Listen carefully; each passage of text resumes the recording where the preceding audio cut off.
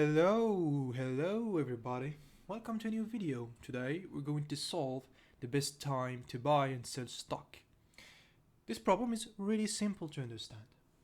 As an input, we will have a list of prices. And as an output, we need to return the max profit that we can make. For this example, in order to maximize our profit, we need to buy the stock at 1 and then sell it at 6. 6 minus 1 is 5, so the max profit that we can make is 5. Let's see the second example. 7, 6, 4, 3, 1. Unfortunately, for this array of prices, we cannot make any profit, because if you buy a stock at a certain point, we will always have a negative profit if we sell it the other days. That's why if we cannot achieve any profit, we need to return 0. Now let's see how are we going to solve this problem. As always, and as I said in my previous video, the first approach is better to be a brute force approach. So the brute force approach would be, we're going to choose our purchase price. For example, this element, the first element, okay? And then we're going to loop through the rest of the prices. And then we're gonna have a variable called max profit, okay? That would be initialized to 0. Okay, so we have our purchase price and our selling price. And then we're gonna subtract 7 from 6. So 6 minus 7 is minus 1. So here we have a negative profit. So we should not sell it here, okay, at this point, okay? Then we're gonna move to the next element, okay? And now 1 minus 7 is 6, minus 6. So it's not the right time for it to, okay? 3, same thing. 4, same thing. 6, same thing. So buying at 7 is not the best idea. We're going to do the same thing for 6, okay? And again, 6 is not the best purchasing price, because we will always have negative or equal to 0 profit. And at one point we will arrive to 1, and then we're going to have to go through the rest of the prices. And this time 3 minus 1 is 2. So now our new max profit is 2. Nice. And I go to the next element, is 4. 4 minus 1 is 3. So now my new max profit is 3. Then I go again to the last element. 6 minus 1 is 5. So now my new max profit is 5. Cool. And then I go now to the next purchasing price, that is 3, and again we're going to loop through until I consume all my elements. So as you have noticed, we will at least have two nested loops. So the time complexity for my brute force approach would be O of n. But I won't need any particular array or data structure to store my data, so the space complexity would be O of 1. Cool. Now let's translate this algorithm into code. So the first thing we will need is a variable to store our max profit, and we can return it. Okay, I'm just gonna fix the tabulation. Okay, perfect. Then we're gonna have our first loop. This I will select the purchasing price. The price is length E++. Okay, and now the second loop. The second loop is the selling price.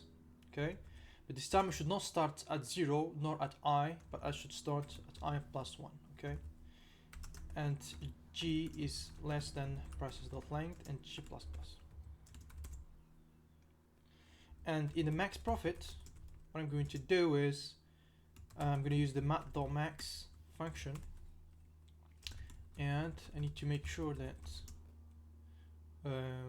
maybe we could have a new max profit. So I need to do prices G minus prices I.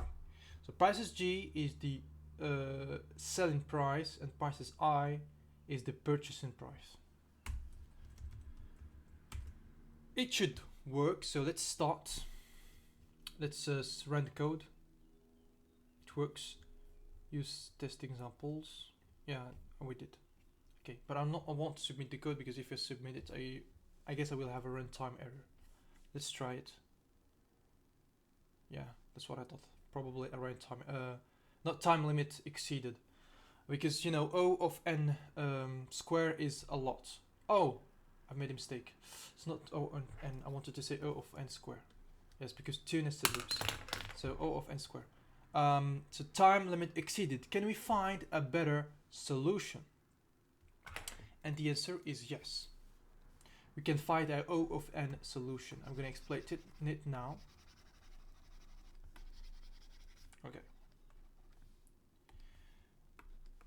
So basically, when I think about this problem, I also think about not only finding the max profit, but before that, trying to find the best, the local, not actually the best, but the local best time to sell, to buy a stock. For example, here, I know that 1 could be a good candidate. 3 might be a good candidate. 4 could be, who knows? But like 7 and 6, they are too big and too high to be good candidates. But we will take them into consideration too.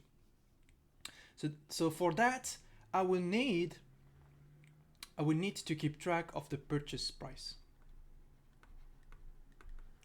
And at first, I would suppose that the best local purchase price at the moment is 7. Okay. Okay, so this is my purchase price. I'm going to call it PP. So PP is now 7. And then, of course, I need to loop through the rest of my array. I'm going to have an I. Okay. So I'm going to do is 6 minus 7, it's minus 1. So I cannot update my max profit. But I can update my purchase price, because 6 is less than 7. So 6 might be a better purchase price. I'm going to put 6 here. So now my PP is 6. And I will go here. Okay. Now 1 minus 6 is minus 5. That's not a good profit. I cannot update now my max profit. But I see that 1 is less than 6. So 1 could be a great candidate of being a purchase price. So I can put 1 here. So now my PP is 1. Okay? And I would be here. So 3 minus 1 is 2. Now I can update now my max profit. But 3 is still greater than 1. Here I have a better purchasing price, that is 1. So I don't need to change it. I'm going to continue. So I is 4 now. 4 minus 1 is 3. I can update my max profit. And again, I'm going to go to 6. 6 is minus 1 is 5. 5 is better. It's higher than 3. So I can put here 5. And this is the end. So as you can see, we had like just one, we will have one for loop. So the time complexity of this is O of n, and the space complexity is also O of 1. Let's translate that into code. I will need the max profit variable, but I will need also the purchase price. And I'm going to initialize it to the first element of my prices. Great. And what I need to do is check.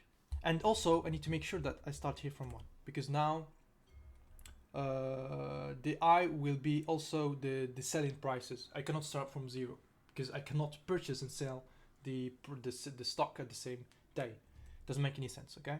So now here I need to check my max profit by comparing my max profit with the difference between the prices